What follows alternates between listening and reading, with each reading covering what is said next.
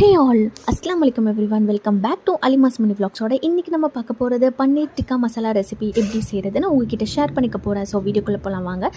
இப்போ ஃபர்ஸ்ட் பார்த்தீங்கன்னா வெங்காயம், தக்காளி, காஞ்ச மிளகா, பூண்டு இது எல்லாமே ஆயிலில் நல்லா சாட்டே பண்ணிக்கிட்டேன். நல்ல ஒரு 5 to 10 minutes மீடியம் ஃப்ளேமில் வச்சு சாட்டே பண்ணி ஆற வச்சுட்டேன். இன்னொரு சைடு ஃபைனாக வெங்காயத்தை சாப் பண்ணி கருவேப்பிலை, பச்சை மிளகாய் எல்லாம் சாப் பண்ணி வச்சுட்டு இதில் வந்து மெயினான இன்க்ரீடியன்ட் என்னென்னு பார்த்தீங்கன்னா இந்த கொடை மிளகா தான். கேப்சிகமாக நல்லா வந்து க்யூபாக வந்து சாப் பண்ணி வச்சுக்கிட்டேன். இப்போ ஆறுன நம்ம வெங்காயம், தக்காளி இந்த மசாலாவை வந்து நம்ம மிக்சியில் போட்டு அரைச்சி எடுத்துக்க போகிறோம். அதோடு சேர்த்து ஒரு 5-6 முந்திரியை வந்து சேர்த்து நல்ல திக்கான ஒரு பேஸ்ட்டாக ஃபைன் பேஸ்ட்டாக அரைச்சி எடுத்துக்கிட்டேன்.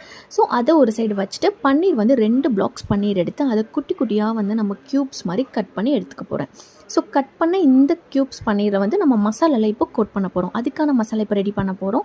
ஃபஸ்ட்டு ஒரு பெரிய பவுல் எடுத்துகிட்டு மசாலா ஆட் பண்ணுறதுக்கு 65 மசாலா விற்பாங்க இல்லையா, ஸோ அதுதான் இதில் வந்து நான் கபாப் மசாலா ஆட் பண்ணுறேன்.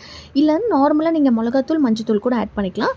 கொஞ்சம் டேஸ்ட்டுக்காக நான் அந்த மசாலா ஆட் பண்ணிவிட்டு ஒரு கம்மியாக ஒரு 1/2 டேபிள் ஸ்பூன் மிளகாத்தூள், கொஞ்சமாக உப்பு, அப்புறம் ஒரு 1/2 டேபிள் ஸ்பூன் ஜிஞ்சர் கார்லிக் பேஸ்ட்டோட தயிர் வந்து கொஞ்சமாக வந்து இந்த மசாலா திக்னஸ்க்காக ஆட் பண்ணியிருக்கேன். தயிர் வேணான்றவங்களும் ஸ்கிப் பண்ணிக்கலாம். அதுக்கு லைட்டாக லெமன் ஜூஸ் கூட நீங்கள் ஆட் பண்ணிக்கலாம். ரொம்ப புளிப்பு இல்லாமல் நம்ம பார்த்துக்கணும். ஸோ இப்போ வந்து இந்த பன்னீர் கட் பண்ணி வச்சுக்கிற எல்லா பன்னீரையுமே இதில் போட்டு நல்லா வந்து கோட் பண்ணி எடுத்துக்கோங்க.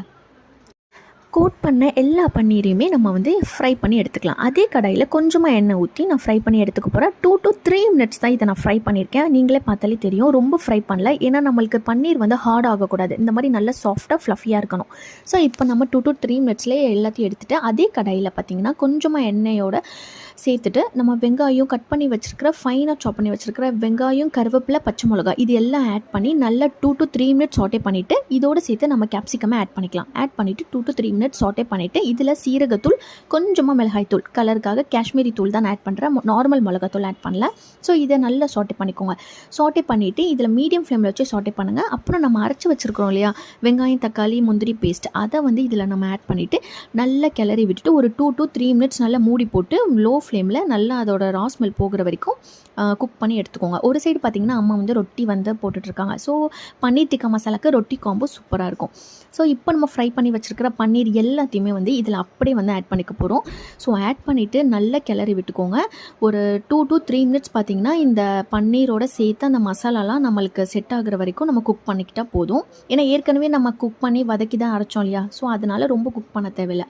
இதில் வந்து லைட்டாக பெப்பர், கொத்தமல்லி தூவி நான் லாஸ்ட்டாக வந்து இறக்கிக்க போகிறேன். நம்மளோட சுட சுட பன்னீர் டிக்கா மசாலா ரெடி ஆகிடுச்சு.